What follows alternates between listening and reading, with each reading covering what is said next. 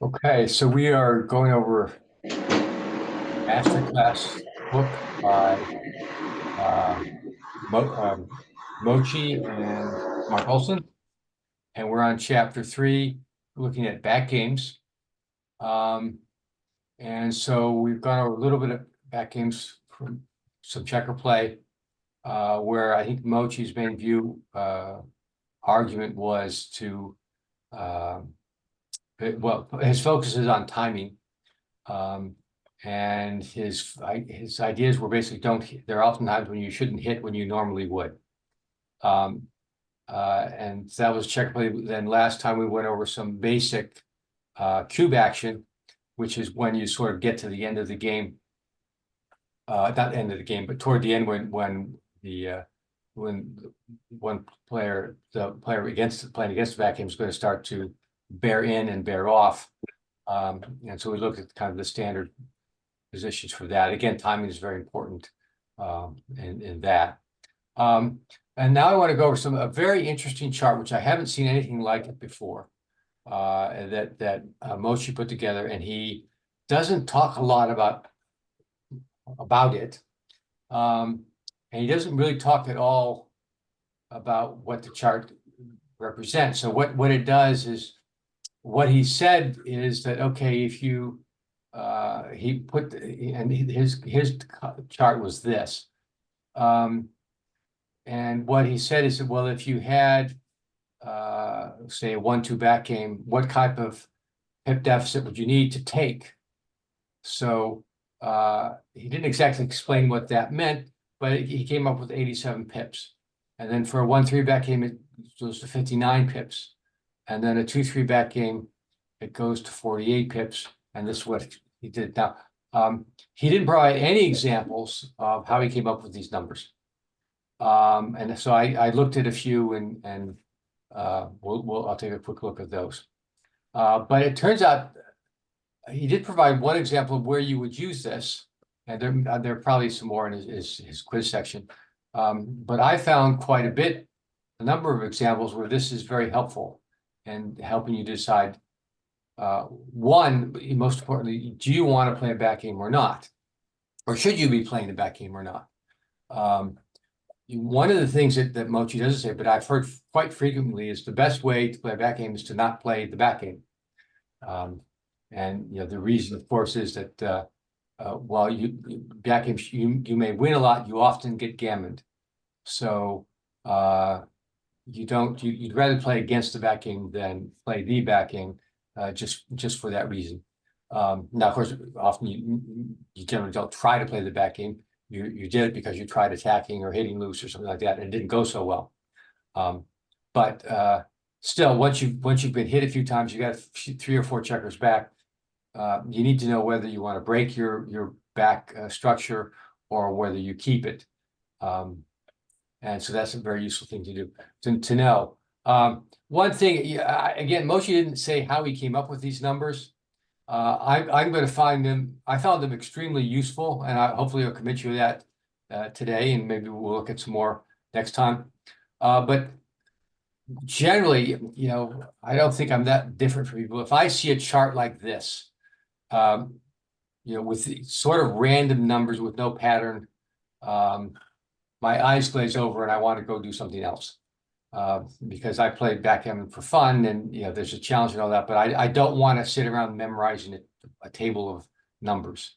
So I changed this for working purposes. I don't think these numbers are, I don't know how they're exact or how he came up with them, but they don't need to be exact. So I rounded them and put them in a sort of formula, which and rounded is for for the 1-2 back game, you need 90 pips, and for the 1-3 back game you need 60 pips.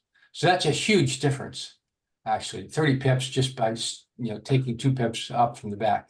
And for the 2-3 back game, it's 50 pips, another big jump.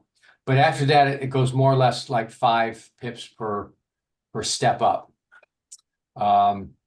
So how do you remember this? Well, you got to remember, okay, it's 90-60, 90-60-50. for the three deepest back games. And then beyond that, it's 5 pip difference each time you step up. How do you know you stepped up? Well, if you add the 2 back pieces.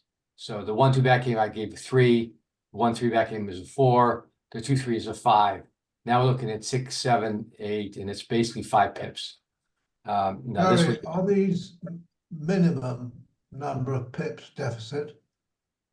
Yes, yes, yeah. So if you had, Moji is 87, so if you had 107, then it's you have a take there, or more. Now the 4-5 is kind of weird in that you can be ahead. You could be ahead and it would be a drop. So I'm going to leave that one alone. I'm not sure what he meant by that. And again, there were no examples. He also doesn't. The 1-5 back game he doesn't talk about. He doesn't really consider that a back game. So even though you've got 2 points in the back, we're not going to talk about that too much at all. Again, there are no examples on 1-5 back games. The 1-4 he doesn't mention at all. I'm thinking it's kind of in this range, 45 to 50. If you add the 1-4, you get a 5, so that would put it here. So that's probably good enough for our purposes here. But these are I view these sort of general ranges that if you have a choice and you've got a 1-2 back game and you have a choice and you don't have more than 90 pips, you better do something else out of it, or you should probably drop if you're doubled. But if you go up to a 1-3 back game, and you're 90 pips, you're in good shape. You can play the back game. And so forth. Now, it would be useful to know if your opponent looks like he's setting up a back game, that you should double and he should pass when you're ahead in certain ways. But I don't know what other constraints there are, what other conditions there are on that. So, again, Mochi doesn't provide any examples of this. Okay, so let's look at. So I tried to come up with some examples. And so I came up with something like this, which is kind of a midpoint holding game. And in this case, white has a 1-2 back game and an 86 pip deficit, 86 pip deficit for white. So that turns out to be a double and a take. If you kind of nudge numbers around, this is 90 pips. I'm sorry, 82 pips. So we need to do the other way.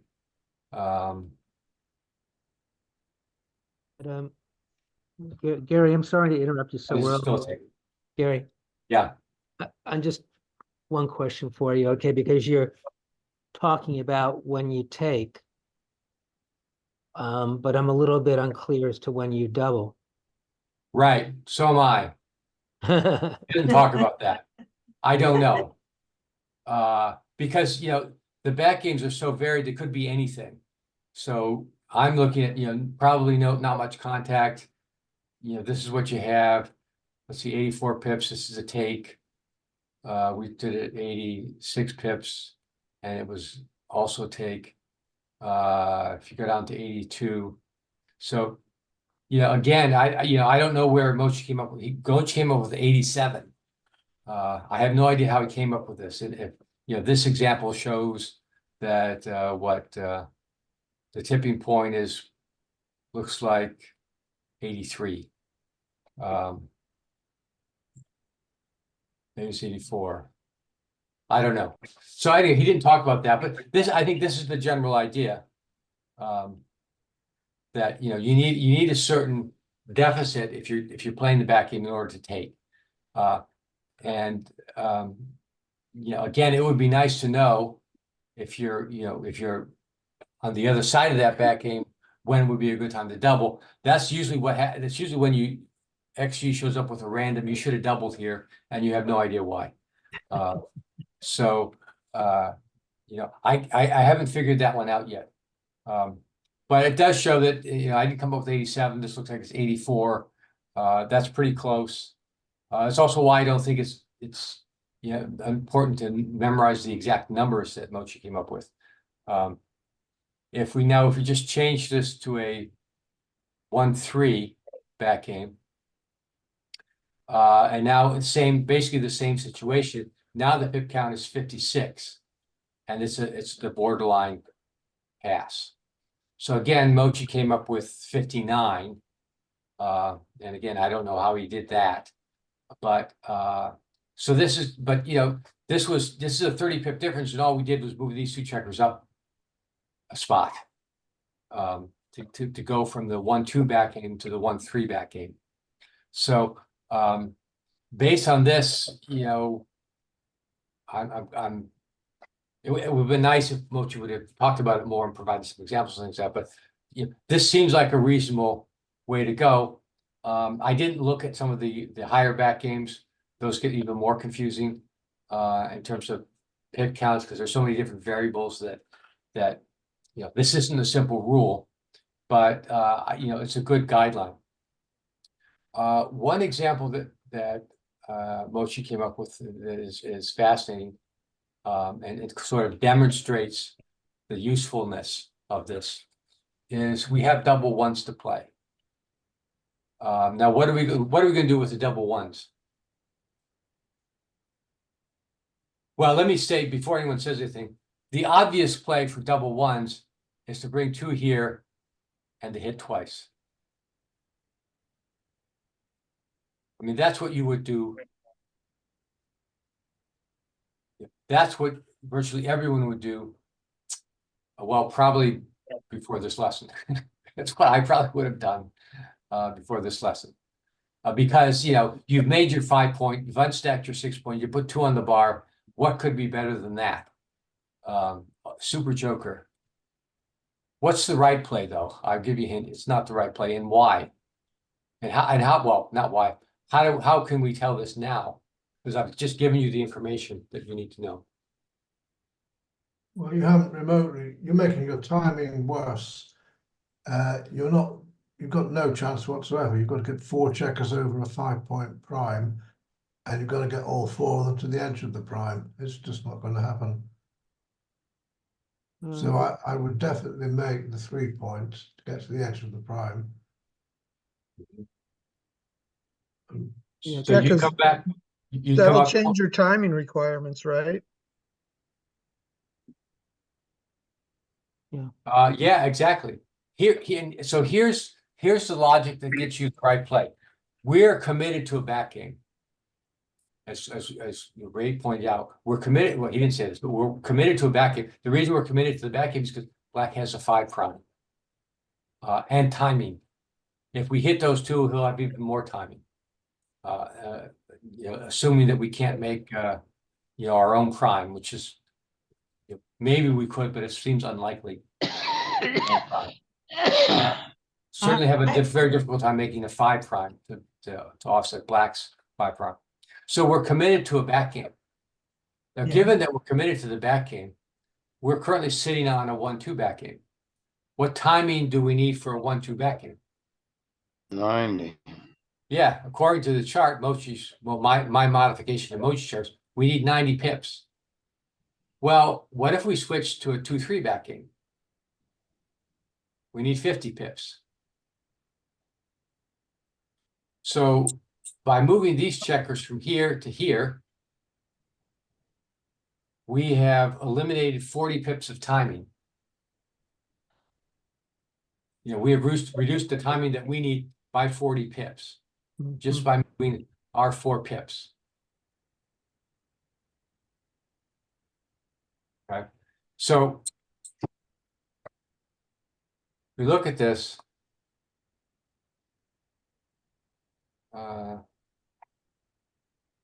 Actually, so this, yeah, we'll look at the top 3. So this play is the right play, and everything else is a blunder.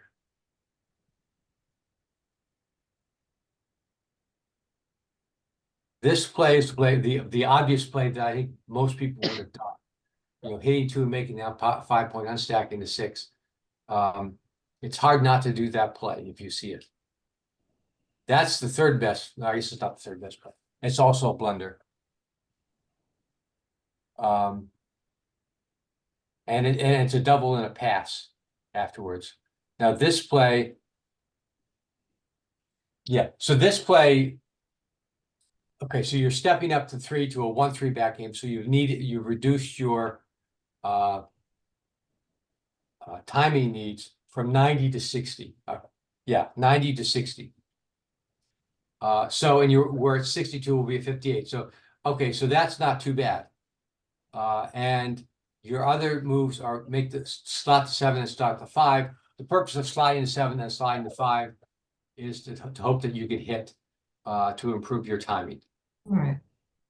So that's the second best play. And Actually, that's still a blunder? and it is a blunder, yeah. Actually, this play, and then this play makes more sense. This one is stepping up. Okay, so you reduced your timing by 30 pips, and now you've made the 5 point. So you have actually done something. It's still a big blunder, but you can see that now you're within you've improved your timing range, and you've made your 5 points. So you've done something constructive there. You haven't ruined your timing by hitting. So, again, this is a very interesting example, and I think it's very useful, particularly as illustrative of how to do this when you're sort of in the middle game where you have a choice of do you break the back game, or what do? Do you play a forward game? So anyway, this I think is one of the more interesting examples that Mochi has. Let's look at some more. Yeah, so 6-5.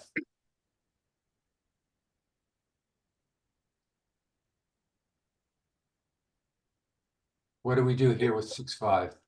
Make the opponent bar point, which challenges his checkers.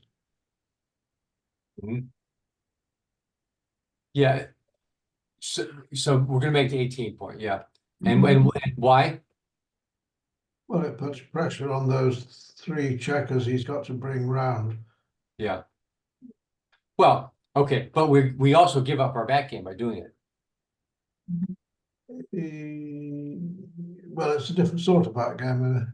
Yes. Yeah. Well, we could just come right out. 6-5. And we keep our 2-3 back game. So, and this doesn't look like an unreasonable play, because if you do this,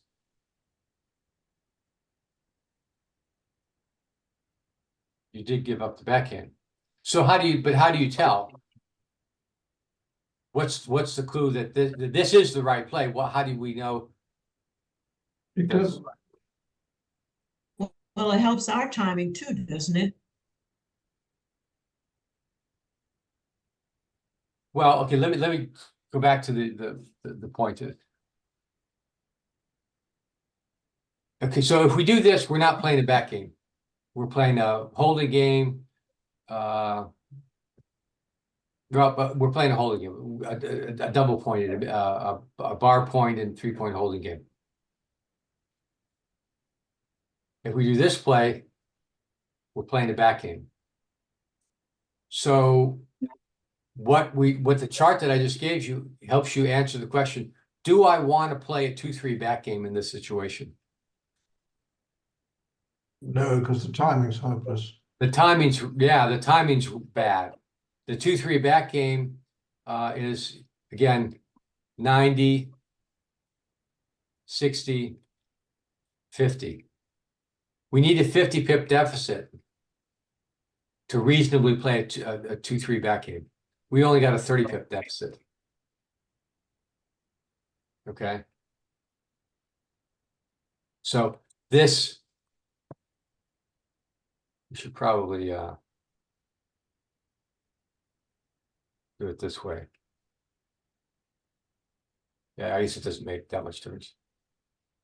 So yeah, so those are the top 2 plays, and one of them's a blunder, and it's knowing that you need 50 pip deficit for a 2-3 back game makes it clear which is the right play. You can't play the back game from here. You gotta do something else. If you can, obviously you may not want to play, you may not have a choice, but given here you have a choice. Okay.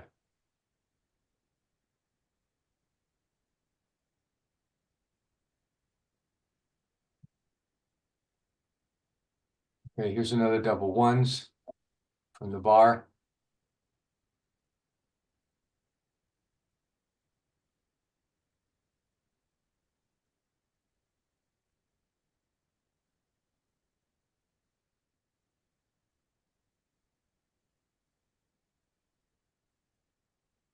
Oh, sorry. What do we think of that game? This play.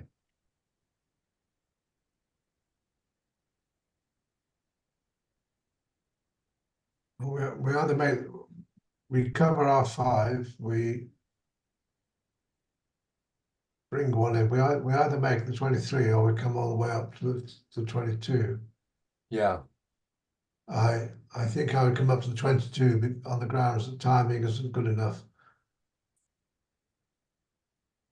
Yeah, okay, so first step, we come in. Second step, Second yeah, step we is make we that make- point. So we've got 2 left. 2 left. So we can bring these 2 up. I give up the backgammon and come all the way to the 22. Well, okay, yes, and you're right, but how do we know that? How do Because we know that we don't have timing for this game? our pip deficit is nowhere near. It's 20, right? What do we need for a 1-3 back game? What was it, 50, something like that? 60. We need 60, according to Mochi, more or less. Yeah, we could bring these 2 up and play a 2-3 back game, and we only need 50 pips. But we're only down 18. Yeah. Yeah, so I would come up to the edge. yeah, so Yeah. the answer is, okay, don't play the back game. You can't play the back game from there, so don't set it up. You're just pinning yourself in.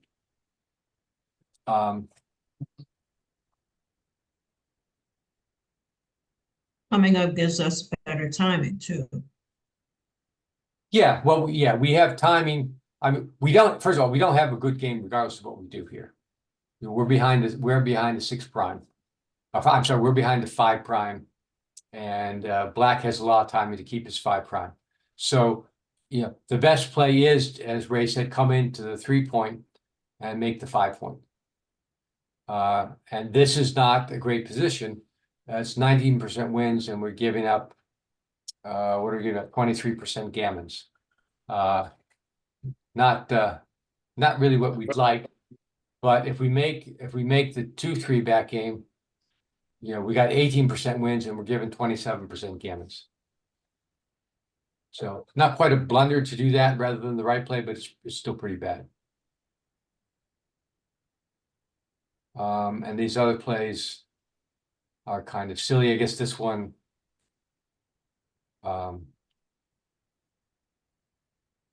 might make some sense, but you don't create an advantage by going from the 8 to the 7 here. Because then he needs a 6 to get out instead of a 5. I guess that's not even better. And then next time you're going to break this anyway. Okay, but again, the idea is if you know those the deficits that you need, they can help you in certain cases as to whether you're going to play the back game or not play the back game. Let's look at another one.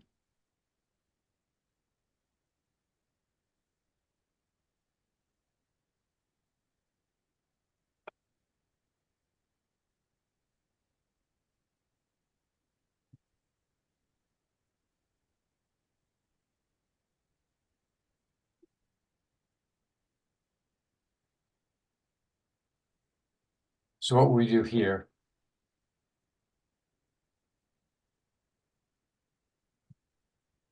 Well, I'd be inclined to play the back game there. Come on the 4. So we come in on the 4, we've got a 2-4 back game. A We 2-4 don't back mind game. being, we don't sorry. mind being hit. Perhaps even slot the 5 point.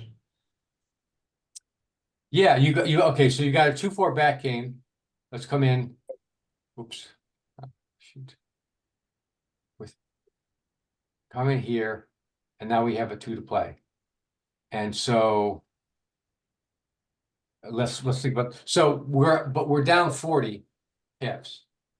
And the 2-4 back game needs 45 pip deficit. Now the way I memorized it again is that it's 90, 60, 50.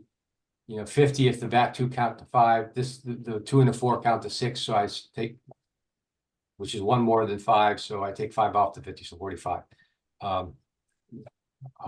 If you think through that, you'll get it. I can explain to you later. I don't want to work through that now, but that's the way I remember it. So we need 45 and we only got 42. What's the best way to get pick up more timing? Well, it's to get hit. So it's just to look at ways to get hit. So these are all the more reasonable plays, and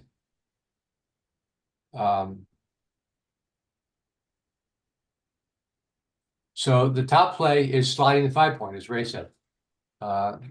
That's a good chance to get hit. It's also, there's something kind of a rule of thumb for back games is you put the checkers where they belong when you're playing the back game. And so you're gonna slot points that you want to make. And then if they get hit, that just improves your timing. That's why this is the top play. It puts a checker where you want it to be. If you get hit, your timing is better now anyway. This is second best play. You might get hit. Yeah, I don't know. It's not, you are giving, pointing a checker at the point that you want. So there's that. But again, this would be the best play. This third best play. It doesn't really move a checker to where you want it, but you're more likely to get hit, like it's double ones or something. I don't know. Maybe at least blot around. But in any case, the point here is that you do have a chance to play the back game here. But you have to remember how to play it, which is, you want to get hit. Let's look at some of the other things. These are silly plays. Coming up, yeah. So here, if you didn't want to play the back game, this is what you would do. You'd come up to the edge of the prime and hop over it. But since you have close to enough timing to play the back game, you're okay. The other thing too is Black also has a weakness here in that he's made his ace point. And if you remember, making the ace point on either side when there's a back game going on is a weakness. It takes 2 checkers basically out of the game. And you need all the checkers you can, and basically there's no timing with them anywhere. They can't go anywhere. So you lose timing there. Okay.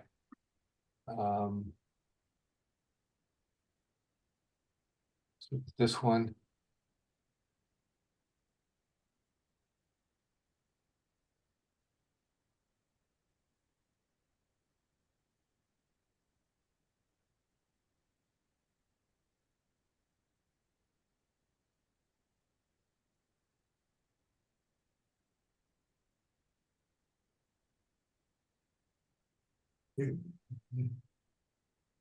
Well, we definitely got to get something over Black's prime.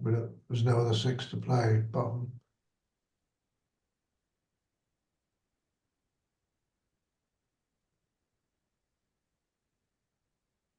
Well, I played Yeah. 22-15 myself. 22-15. Yeah. Yeah. Okay. We could hit 21-14. Good Uh, idea or not? Not so good. You mess up your timing. Well, okay, which goes to the question of, we don't have to play the back game here. Yeah, Do we want to play the back game here? well, that's a very good question. Yeah, and so we've got a 4-2 back game, if we want to play it. 4-2 back game requires 45 pip differential. So the answer is, well, yeah, we can play that game if you want. We want, I mean, we have the timing to do it. What does Uh, XG say, Gary? Because the only other problem you have is you have those checkers, on you're not very, very pure. You have that point on the 3 point, so it's not a very good back Yeah. game going to begin with, so. Yeah, well, not right now, no. But you've got 6 spares here. To make it. Mhm.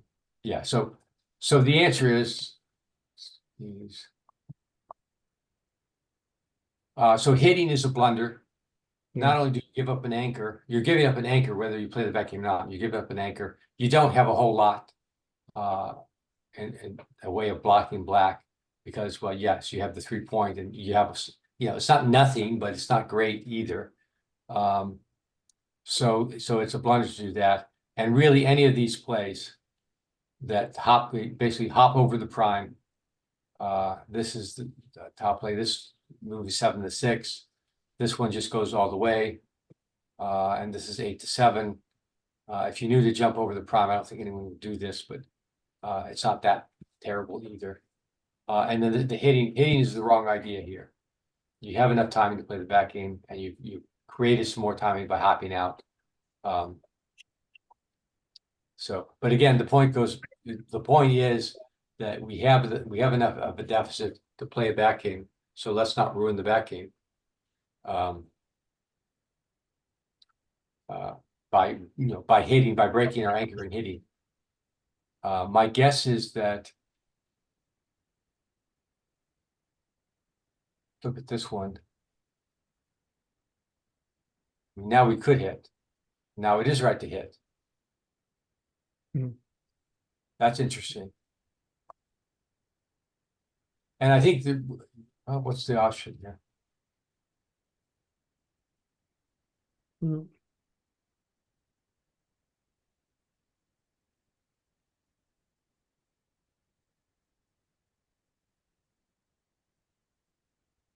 Yeah. So that's to me, that's odd that you would do that. I guess here, the back game, this gives you more of a chance for a forward game. Again, black is kind of a weak position. He's made the ace point. He's dropped, so he's playing, trying to escape these checkers. We do have something here. It's not great, but it's something. Hopping over this 4 prime when we're at the edge, it's not that bad. But this would be a tough one for me. And here there's no clear answer that I can see. Because we still have Gary, the timing to play the back game. Gary, I have a question. Yeah. So if you took him out, and you had a chance on the next roll to take the guy out on the 12 point, then you're creating a back game for him. And you're both gonna have back games going. Well, not really. Because if you took both checkers, you'd only have 3. The back game, you need 2 anchors. Well, so one is on the bar. I mean, suppose I get into these hitting games where, they hit, I hit, and we're putting equal amount of people in our home boards, of our opponents in our home boards. And it's Yeah. like we both got, back games. Yeah. Well, but that's not this situation. At least not yet. Okay. Even if we hit both these checkers, black only has 3 checkers back. And so you can't get a back game with 3 checkers. You need the double anchor. Okay, so I had an alternate to this one.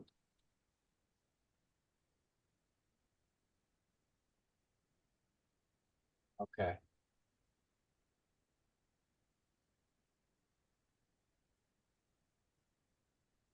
Now here. Here this is not a point. We've taken this one all the way around here. And we moved this checker that was here back. And so now what do we do with this?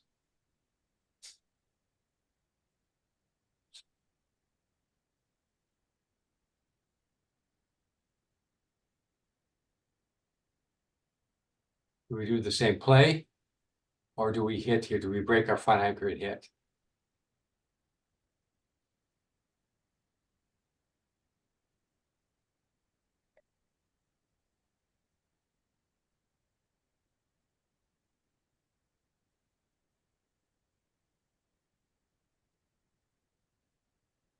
We're only 36 behind.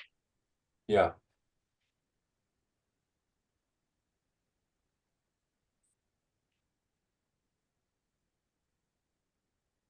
So I don't think we should keep the back game.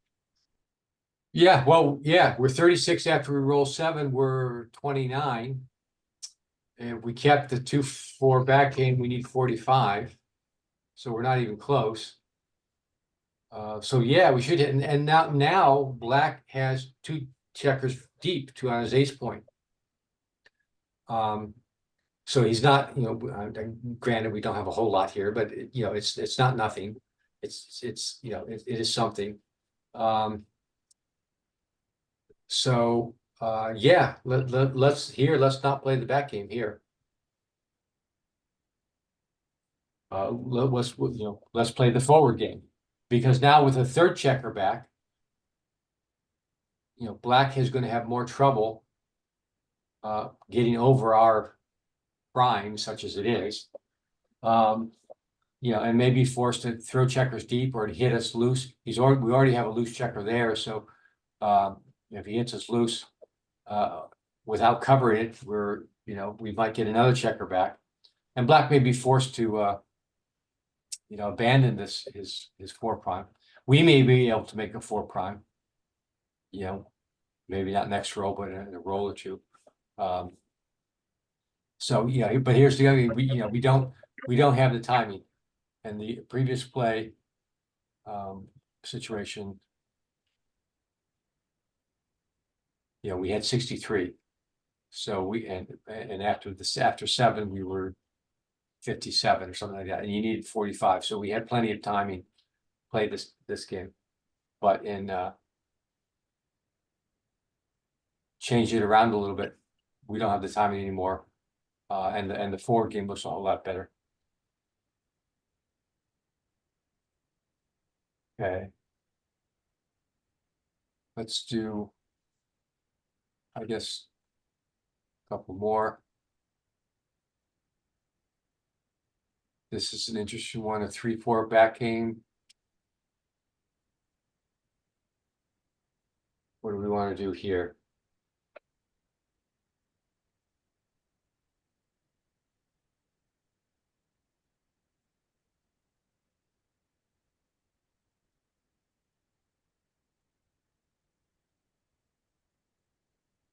So, I mean, we could play the back game.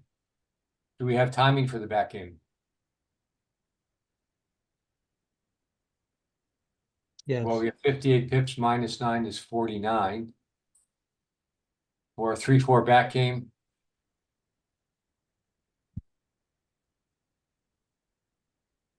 I remember. 3-4, it needs 40 pips, 37 according to Mochi, but 40 pips roughly. So we have timing. Not enough to need. So we could do that. We could come out and do something like this and play. I guess this is some variation of holding game. Hmm. Hmm.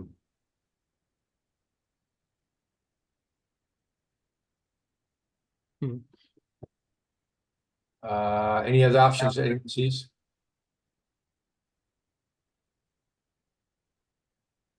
I was thinking about hitting. Um, How do you hit? where do you hit? That's a, oh, it's 3-6, sorry. Yeah.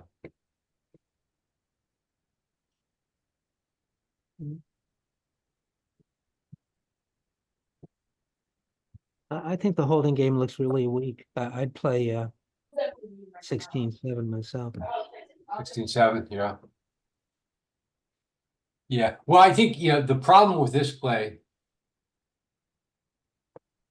is that this checker is vulnerable to attack. Right. And there are three, so there are 9 rolls that are gonna point on him.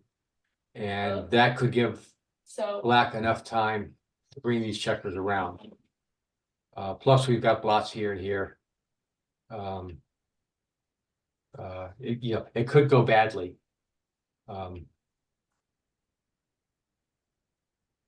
So let's look at the top plays. Yeah, so the top plays, and this was the play I was talking about. So this is the blunder to do that. Yeah. But any of these.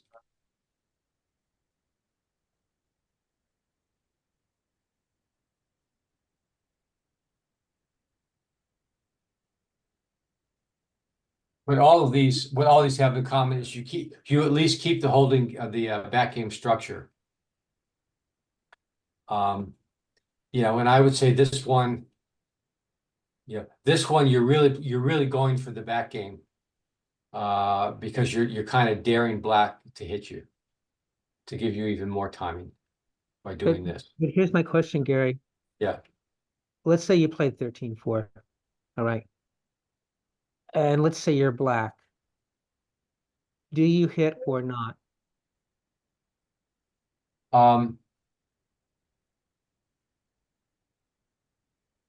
That's a good question. And I'll tell you what I've seen on XG is that regardless of timing, it just seems very often that XG says to hit. Yeah. Now, I'll be trying to address that in a later session. But I was interested in the DC tournament, which was last weekend, I guess. No, it wasn't the weekend before that. I saw Kit Woolsey playing a back game, playing against the back game, and his attitude was to hit everything. Yeah, exactly. But his situation was a little bit different.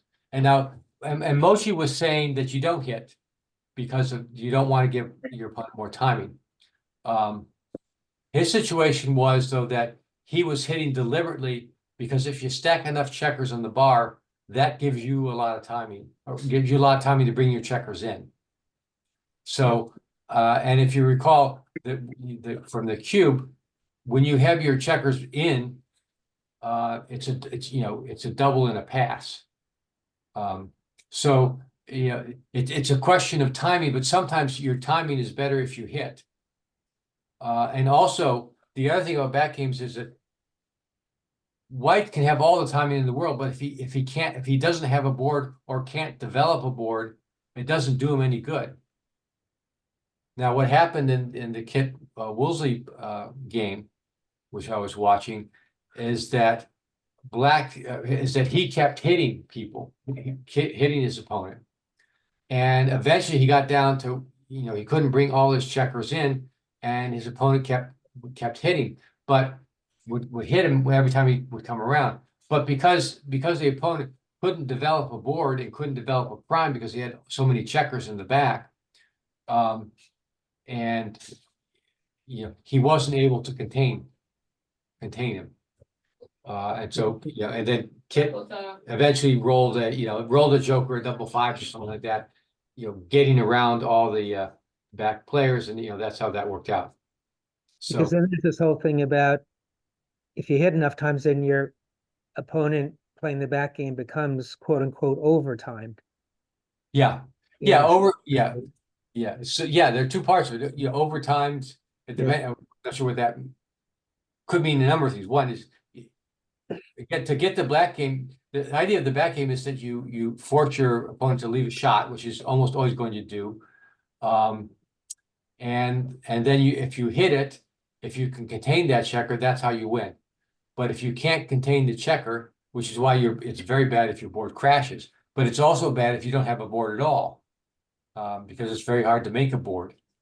Particularly if you hit early, when you have a lot of checkers stacked on your two back points, you may not be able to bring them around enough, fast enough to to make that board.